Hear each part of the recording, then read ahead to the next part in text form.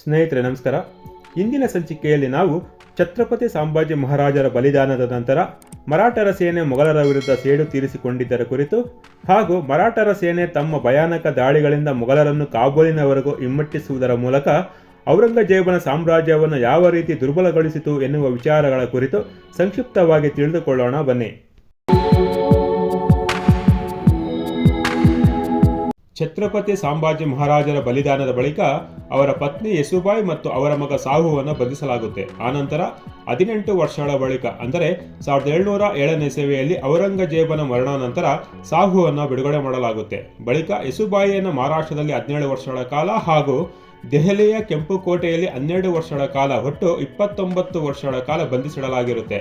ಬಳಿಕ ಜುಲೈ 4, 1719ನೇ ಇಸವಿಯಲ್ಲಿ ಸಾಹು ಮತ್ತು ಪೇಶ್ವೆ ಬಾಲಾಜಿ ವಿಶ್ವನಾಥ್ ಅವರು ಯಸುಬಾಯಿ ಅವರನ್ನು ಮೊಘಲರಿಂದ ಬಿಡುಗಡೆ ಮಾಡಿಸ್ತಾರೆ. 1790ರಲ್ಲಿ ಸಂಭಾಜಿ ಮಹಾರಾಜರ ಬಲಿದಾನದ ಬಳಿಕ ಯಸುಬಾಯಿ ಮತ್ತು ಸಾಹುವಿನ ಬಂಧನ ನಂತರ ಮೊಘಲರು ರಾಯಗಢ ಸಹಿತ ಮರಾಠ ಸಾಮ್ರಾಜ್ಯದ ಹಲವು ಪ್ರದೇಶಗಳ ಮೇಲೆ ದಾಳಿ ಮಾಡಿ ಅವುಗಳನ್ನು ವಶಪಡಿಸಿಕೊಂಡಿರ್ತಾರೆ. ಛತ್ರಪತಿ ಸಂಭಾಜಿ ಮಹಾರಾಜರ ಬಲಿದಾನದ ಬಳಿಕ ಛತ್ರಪತಿ ಶಿವಾಜಿ ಮಹಾರಾಜರ ಎರಡನೇ ಮಗನಾದ ರಾಜಾರಾಮರಿಗೆ ಪಟ್ಟಾಭಿಷೇಕವನ್ನು ಮಾಡಲಾಗುತ್ತೆ. ಆ ಮೂಲಕ ತನ್ನ ಅಣ್ಣ ಛತ್ರಪತಿ ಸಂಭಾಜಿ ಮಹಾರಾಜರ ವಿರುದ್ಧ ನಡೆದಿದ್ದ ಕ್ರೂರ ಹಿಂಸಾತ್ಮಕ ಘಟನೆಗಾಗಿ ಔರಂಗಜೇಬನ ವಿರುದ್ಧ ಪ್ರತೀಕಾರ ಕೈಗೊಳ್ಳುವುದಾಗಿ ಶಪಥವನ್ನು ಮಾಡ್ತಾರೆ. ರಾಜಾರಾಮ ವಯಸ್ಸಿನಲ್ಲಿ ಸಂಭಾಜಿ ಮಹಾರಾಜರಿಗಿಂತ 13 ವರ್ಷ ಕಿರಿಯನಾಗಿರ್ತಾರೆ. ರಾಜಾರಾಮ ಆಡಳಿತ ವಹಿಸಿಕೊಂಡಾಗಿನಿಂದ ಅಂದರೆ 1689ರಿಂದ 1700ನೇ ಇಸವಿಯವರೆಗೆ ಹಿಂದವಿ ಸ್ವರಾಜ್ಯದ ಸ್ಥಾಪನೆಗಾಗಿ 11 ವರ್ಷಗಳ ಕಾಲ ನಿರಂತರವಾಗಿ ಮೊಘಲರೊಂದಿಗೆ ಯುದ್ಧಗಳನ್ನು ಮಾಡ್ತಾರೆ. ಕ್ರಿಸ್ತಶಕ 1689 ಮಾರ್ಚ್ 25ರಂದು ಜುಲ್ಫಿಕರ್ ಖಾನ್ ನೇತೃತ್ವದಲ್ಲಿ ಮೊಘಲ್ ಸೇನೆ ರಾಯಗಢದ ಮೇಲೆ ದಾಳಿ ನಡೆಸುತ್ತೆ. ಇದರ ಮಧ್ಯೆ 300 ಜನ ಮರಾಠರ ಸೇನೆ ಮೊಘಲರೊಂದಿಗೆ ಹೋರಾಡುತ್ತಾ ಛತ್ರಪತಿ ರಾಜಾರಾಮನನ್ನ ಪ್ರತಾಪ್ಗಢ ಮತ್ತು ವಿಶಾಲಗಢದ ಮೂಲಕ ತುಂಗಭದ್ರಾ ನದಿಯನ್ನು ದಾಟಿಸಿ ತಮಿಳುನಾಡಿನ ಜಿಂಜಿಗೆ ತಪ್ಪಿಸಿಕೊಂಡು ಹೋಗುವಂತೆ ನೋಡಿಕೊಳ್ಳುತ್ತೆ. ಆ ಸಮಯದಲ್ಲಿ ಕೆಳದಿ ಚೆನ್ನಮ್ಮರ ಸಹಾಯದ ಮುಖಾಂತರ ರಹಸ್ಯ ಮಾರ್ಗದೊಂದಿಗೆ ರಾಜಾರಾಮ್ ಸುರಕ್ಷಿತವಾಗಿ ತಮಿಳುನಾಡಿನ ಜಿಂಜಿ ಕೋಟೆಯನ್ನು ಸೇರ್ಕೊಳ್ತಾನೆ. ಕೆಳದಿ ಚೆನ್ನಮ್ಮ ರಾಜಾರಾಮನಿಗೆ ಸಹಾಯ ಮಾಡಿದರಿಂದ ಕೇಳಿದ ಔರಂಗಜೇಬ್ ಕೆಳದಿ ಸಂಸ್ಥಾನದ ಮೇಲೆ ದಾಳಿ ನಡೆಸಲು ಆಜ್ಞೆಯನ್ನು ನೀಡ್ತಾನೆ. ಆದರೆ ಮಾರ್ಗ ಮಧ್ಯದಲ್ಲೇ ಮರಾಠರ ಸೇನೆ ಮೊಘಲರ ಮೇಲೆ ಪ್ರತಿ ದಾಳಿಯನ್ನು ನಡೆಸಿ ಮೊಘಲರನ್ನು ಹಿಮ್ಮೆಟ್ಟಿಸುವ ಮೂಲಕ ಕೆಳದಿ ಸಂಸ್ಥಾನ ಮತ್ತು ಕೆಳದಿ ಚೆನ್ನಮ್ಮರ ರಕ್ಷಣೆಯನ್ನು ಮಾಡುತ್ತೆ. ಅತ್ತ ಕಡೆ 1.5 ತಿಂಗಳ ಬಳಿಕ ರಾಜಾರಾಮ ಜಿಂಜಿಯನ್ನು ತಲುಪಿ ಜಿಂಜಿಯನ್ನು ತನ್ನ ರಾಜಧಾನಿಯಾಗಿ ಮಾಡಿಕೊಂಡು ಅಲ್ಲಿಂದಲೇ ತನ್ನ ಆಡಳಿತವನ್ನು ನಡೆಸಲು ಶುರು ಮಾಡ್ತಾನೆ. ಜಿಂಜಿಯಿಂದ ಆಡಳಿತ ನಡೆಸಲು ಶುರು ಮಾಡಿದ್ದ ರಾಜಾರಾಮ ಮತ್ತೆ ಕಳೆದುಕೊಂಡಿದ್ದ ಪ್ರದೇಶಗಳನ್ನು ವಶಪಡಿಸಿಕೊಳ್ಳಲು ಮೊಘಲರ ಮೇಲೆ ದಾಳಿ ನಡೆಸಿ ಮತ್ತೆ ಮೊಘಲರು ವಶಪಡಿಸಿಕೊಂಡಿದ್ದ ಬಿಜಾಪುರ, ಭಾಗನಗರ, ಔರಂಗಾಬಾದ್ಗಳನ್ನು ವಶಪಡಿಸಿಕೊಳ್ತಾನೆ. ರಾಜಾರಾಮ್ ದೆಹಲಿಯನ್ನು ವಶಪಡಿಸಿಕೊಳ್ಳುವ ಯೋಜನೆಯನ್ನು ಹೊಂದಿರ್ತಾರೆ, ಆದರೆ ಅದು ಕಾರ್ಯಗತವಾಗುವುದಿಲ್ಲ. ಛತ್ರಪತಿ ಸಂಭಾಜಿ ಮಹಾರಾಜರ ಮೇಲೆ ನಡೆದಿದ್ದ ಅಮಾನವೀಯ ಕೃತ್ಯಗಳಿಂದ ಕ್ರೋಧಗೊಂಡಿದ್ದ ಮರಾಠರ ಪಡೆಗಳು ಸಂತಾಜಿ ಮತ್ತು ಧನಾಜಿ ಜಾಧವ್ ನೇತೃತ್ವದಲ್ಲಿ ನಿರಂತರವಾಗಿ ಮೊಘಲ್ ಪಡೆಯ ಮೇಲೆ ಭಾರೀ ಆಕ್ರಮಣ ದಾಳಿಗಳನ್ನು ನಡೆಸುವುದರ ಮೂಲಕ ಉತ್ತರದ ಖಾಂಡೇಶ್ನಿಂದ ದಕ್ಷಿಣ ಕರಾವಳಿಯವರೆಗೆ ಗುಜರಾತ್, ಬಾಗ್ಲನ್, ಗೊಂಡ್ವಾನಾ ಮತ್ತು ಕರ್ನಾಟಕದಾದ್ಯಂತ ವಿಶಾಲ ಪ್ರದೇಶಗಳಲ್ಲಿ ಮೊಘಲ್ ಸೇನೆಯ ವಿರುದ್ಧ ಮಿಂಚಿನಂತೆ ದಾಳಿ ನಡೆಸಿ ಮೊಘಲರು ವಶಪಡಿಸಿಕೊಂಡಿದ್ದ ಪ್ರದೇಶಗಳನ್ನು ಮತ್ತೆ ಮರಳಿ ಪಡೆಯುತ್ತಾರೆ. ಅಷ್ಟೇ ಅಲ್ಲ, ಮೊಘಲರಿಗೆ ಕಪ್ಪ ಕಾಣಿಕೆಗಳನ್ನು ವಿಧಿಸಿ ಮೊಘಲರ ಆಯುಧಗಳನ್ನು, ಕುದುರೆ, ಆನೆಗಳನ್ನು, ದನಕನಕಾದಿ ಸಂಪತ್ತುಗಳನ್ನೆಲ್ಲ ವಶಪಡಿಸಿಕೊಳ್ತಾರೆ. ಈ ಎಲ್ಲ ಯಶಸ್ವಿ ದಾಳಿಗಳ ಪ್ರಮುಖ ರೂವಾರಿಯಾಗಿದ್ದ ಸಂತಾಜಿ ಗೋರ್ಪಡೆಯ ಹೆಸರು ಕೇಳಿದ್ರೆ ಸಾಕು, ಮೊಘಲ್ ಸೇನೆ ಬೆಚ್ಚಿ ಬೀಳ್ತಾ ಇತ್ತು. ಗೆರಿಲ್ಲಾ ಯುದ್ಧ ತಂತ್ರಗಳಲ್ಲಿ ಭಾರೀ ಪರಿಣಿತಿಯನ್ನು ಹೊಂದಿದ್ದ ಸಂತಾಜಿ ತನ್ನ ಕೆಲವೇ ಸಾವಿರ ಸೈನಿಕರೊಂದಿಗೆ ಮೊಘಲರ ಲಕ್ಷಾಂತರ ಸೈನಿಕರನ್ನು ಸದೆಬಡಿತಾರೆ. ತಮ್ಮ ಗೆರಿಲ್ಲಾ ಯುದ್ಧ ತಂತ್ರ ನೀತಿಗಳಿಂದ ತ್ವರಿತಗತಿಯಲ್ಲಿ ಮಿಂಚಿನಂತೆ ದಾಳಿ ನಡೆಸುತ್ತಾ ಮೊಘಲ್ ಸೇನೆಯ ನಾಶ ಮಾಡುತ್ತಾ ಮೊಘಲರ ರಕ್ತವನ್ನು ಹರಿಸುವ ಮೂಲಕ ಸಂಭಾಜಿ ಮಹಾರಾಜರ ಬಲಿದಾನಕ್ಕೆ ಪ್ರತೀಕಾರ ತೀರಿಸಿಕೊಳ್ಳುವ ಕಾರ್ಯವನ್ನು ನಿರಂತರವಾಗಿ ಮಾಡ್ತಾ ಇರ್ತಾರೆ. ಸೇನಾಪತಿ ಸಂತಾಜಿ ಗೋರ್ಪಡೆಯ ಭಯಾನಕ ಆಕ್ರಮಣಕಾರಿ ದಾಳಿಗಳಿಂದ ಹೆದರಿದ್ದ ಮೊಘಲ್ ಸೇನಾಪಡೆ ಕಾಬೂಲಿನವರೆಗೂ ಹಿಮ್ಮೆಟ್ಟಿರುತ್ತೆ.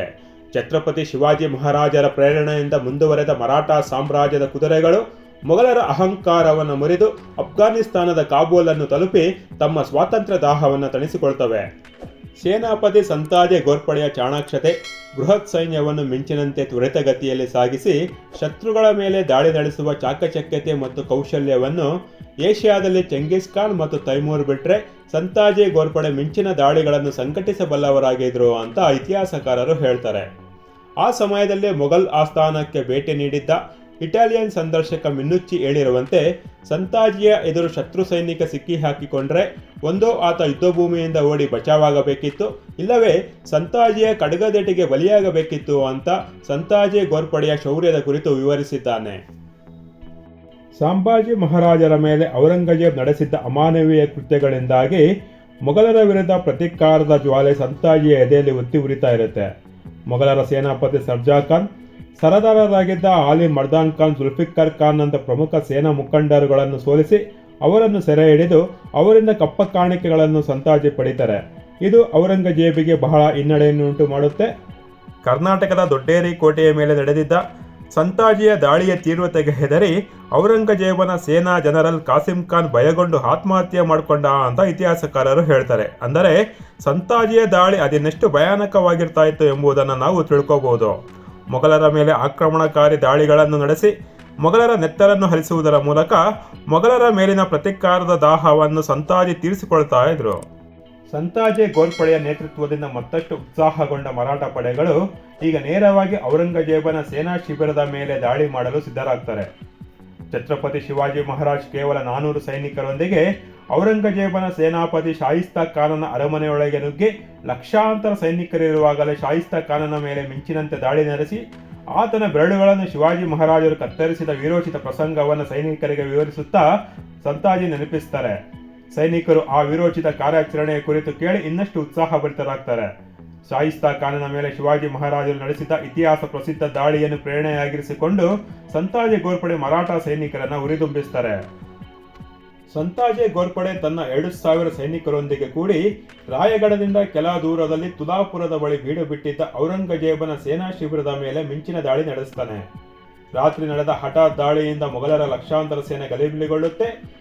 ಸಿಕ್ಕವರನ್ನು ತರಿದು ಹಾಕುತ್ತಾ ಮರಾಠರ ಸೇನೆ ಸಂಪೂರ್ಣ ಮೊಘಲ್ ಸೇನಾ ಶಿಬಿರವನ್ನೇ ಧ್ವಂಸ ಮಾಡುತ್ತೆ. ವಿಜಯದ ಸಂಕೇತವಾಗಿ ಶಿಬಿರದ ಮೇಲೆ ಅಳವಡಿಸಲಾಗಿದ್ದ ಮೊಘಲ್ ಚಿಹ್ನೆಯನ್ನು ಮುರಿದು ಹಾಕಿ ಅದನ್ನು ವಿಜಯದ ಸಂಕೇತವಾಗಿ ತಂದು ಛತ್ರಪತಿ ರಾಜಾರಾಮನಿಗೆ ಅರ್ಪಿಸ್ತಾರೆ. ಈ ದಾಳಿಯಲ್ಲಿ ಔರಂಗಜೇಬ್ ಸತ್ತ ಅಂತಲೇ ಎಲ್ಲರೂ ಭಾವಿಸಿರ್ತಾರೆ. ಆದರೆ ಅಂದು ಆತನ ಅದೃಷ್ಟ ಚೆನ್ನಾಗಿರುತ್ತೆ.